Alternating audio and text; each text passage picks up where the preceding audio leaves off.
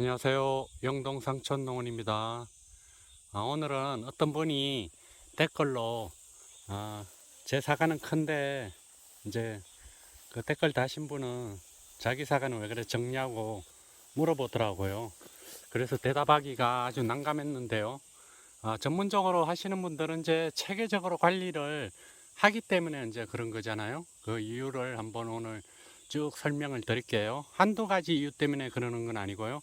이제 여러 가지가 이유가 있는데 제가 아는 한도에서 한번 말씀을 드릴게요. 이거는 여름 사과 아오리예요. 아오리. 이제 이 사과 밭은 2년 차예요. 다 M9 작은묘 부사밭이고요. 이거는 이제 수정 잘 되게 이제 수분수로 600평에 한 10그루 정도 심었어요. 중간중간에 수분 잘 되라고.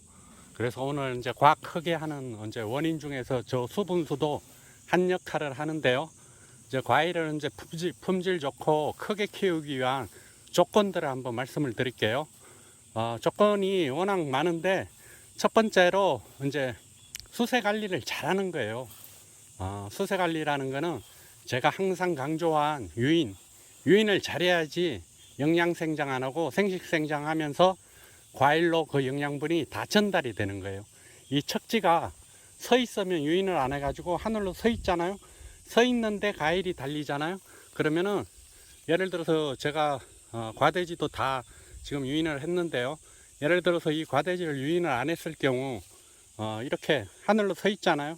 그러면 영양분이 이 과대지 끝으로 가겠죠. 하늘로 이렇게 영양분이 이 사과나무 영양분은 일반 시냇물이나 이런 물하고는 반대예요. 시냇물 물 같은 경우는 위에서 아래로 흐르지만 이 사과나무는 위에서 아래에서 위로 흘러요. 영양분이 그렇게 흐른다고 생각하시면 돼요. 그래서 이 가지를 이렇게 세우면 세울수록 각도를 일로 영양분이 공급이 되고 과일로는 공급이 이제 덜 되는 그런 원리예요. 그러니까 영양 생장하는데 영양분이 다 가기 때문에 과일은 이제 조그만 하겠죠. 일로 영양분이 안 가고 그 이유가 있어요. 그래서 유인을 잘 하시면 꽃눈도 잘 오고 그러면은 좋은 꽃눈이 올해 그러니까 6, 7월 달에 생긴 꽃눈 있죠. 지금 제 거 같은 경우 좋은 꽃눈 다 생겼잖아요. 이렇게 튼실한 꽃눈. 그러니까 일찍 꽃눈이 형성된 게 내년에도 과일이 크고 충실하다고 생각하시면 돼요. 이 꽃눈하고요 비교를 해볼게요. 결과지에서 나온 척지에서 결과지 형성된 꽃눈을 보여드릴게요. 요거는 아직은 덜 도톰하죠. 이제 이게 7, 8월달 되면서 이 끝이 도톰해져요. 이렇게 빨리 멎은 거는.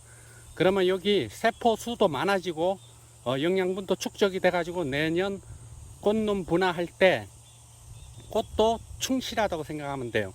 그래서 꽃도 이제 꽃눈이 좋으면은 그 다음에 꽃도 이제 충실한 거죠. 그러면은 이제 큰 과일이 이제 거기서 생산이 되는 거예요. 그리고 예를 들어서 꽃이 펴잖아요. 피면은 그때 영양 공급을 잘 해야 돼요. 그런가 하면 세포 분열기예요. 그때가 세포 분열기에는 그때 세포 수가 다 결정이 돼요. 그 세포 수가 100개하고 50개하고는 과 크기가 다르겠죠. 세포 수가 예를 들어서 100개면은 그만큼 세포 수가 많으면은 세포 수가 한번 결정이 딱 숫자가 되잖아요. 그러면 그 다음부터는 세포 수가 커지는 역할을 하는 거예요. 커요. 부피가 커지는 거죠. 그럼 100개 세포가 커지는 거하고 50개 세포가 커지는 거하고는 천지 차이겠죠. 그래서 개화기 때 영양 공급을 잘 해야 돼요. 붕산도 이제 좀 시비를 해야 되고요. 그러니까 꽃 피기 전서부터 관리가 들어가야 돼요. 그래서 꽃 피고도 또 영양분을 충분히 하고 그래서 꽃눈 분화기 때 그때 영양분 공급을 잘 해주면은 그때 이제 큰 그 세포 수가 많이 늘어나겠죠. 늘어나면은 당연히 그거는 좋은 과일이 되고 큰 과일이 되는 거예요. 그러고 그 다음은 이제 수정을 중심가에 시키는 거죠. 중심가에 시킨다는 거는 이제 곤충 그러니까 매개체 곤충 매개체 벌이나 이런 게 요즘은 귀하잖아요. 그러니까 적극적으로 인공 수분도 해주고 그래가지고 이 씨방 그래가지고 중심가가 수정이 될 수 있도록 그래 냉해를 입었다든지 수정이 안 됐다든지 그래서 꽃이 보통 5개, 6개 피잖아요. 그러면 중간에 있는 게 중심가예요. 중심가하고 척가하고는 세포 수가 천지 차이예요. 그래서 아무리 잘 키워도 척가를 키우잖아요. 그러면은 중심가만 훨씬 못해요. 그래서 중심가에 착화시키는 노력을 이제 기울여야 되겠죠. 그러다 보면 이제 일단은 수정이 잘 되게 하고, 그래서 적가할 때 최고 좋은 중심가를 남겨놓고 이제 적가를 해야 되겠죠.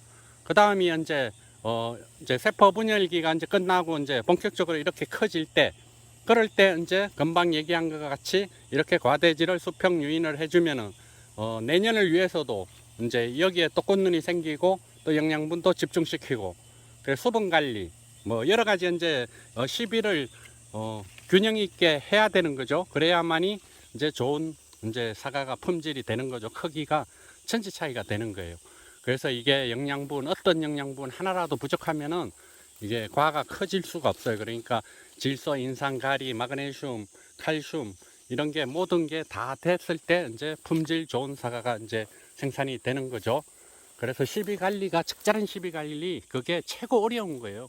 그게 전문가들도 전문적으로 저것이 농사 짓는 사람들도 그거는 이제 어려워하는 부분이죠. 그러고 이제 과다 착가를 안 시켜야 되겠죠. 당연히 과다 착가를 시키면은 영양분은 한정이 돼 있는데 그 영양분을 서로 나눠 가지기 때문에 아무래도 과 크기가 적겠죠. 그렇게 이제 관리를 하시면 돼요. 그래서 제일 중요한 게 꽃눈 분화기예요. 꽃눈 분화기 때 세포수를 많이 최대한 늘려서 그게 이제 세포수를 늘려주고, 그 다음에 중심가를 착화시키는 거, 그 다음에 이제 적과를 잘하고 영양 공급을 잘하면 되고, 지금 같은 경우는 이제 제일 중요한 게 지금부터는 꽃눈을, 충실한 꽃눈을 잘 만드는 게 목적이죠. 지금 빨리 맺으면 빨리 맺을수록 과일이 좋다고 그랬잖아요, 제가. 그래서 빨리 이게 맺게끔 질소 성분 과잉 투입하면 안 되고요. 인산, 가리 위주로 하시고 마그네슘, 칼슘 뭘 해서 이제 꽃눈을 인산 연면 살포라든지 그렇게 해서 꽃눈을 충실하게 만드는 게 이제 지금 최고 할 일이죠.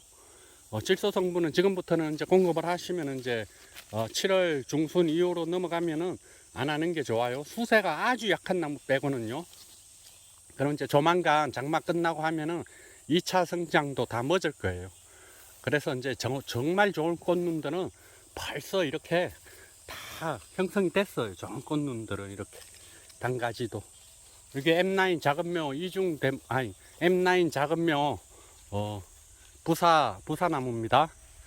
요거는 이제 제가 얘기했죠. 중간에 이제 그 시나노골드 한번 심어봤다고. 완전히 해철이 뭐 거의 공짜로 얻다시피 해가지고 가져온 거예요.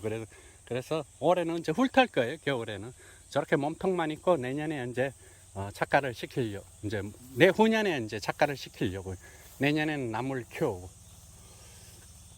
그래서 오늘은 이제 과일을 어떻게 크게 키우느냐에 따라 대해서 이제 좀 굵직하게 얘기를 했어요. 그래서 제가 하는 얘기 속에 제일 중요한 게 유인이에요. 항상 제가 외치잖아요.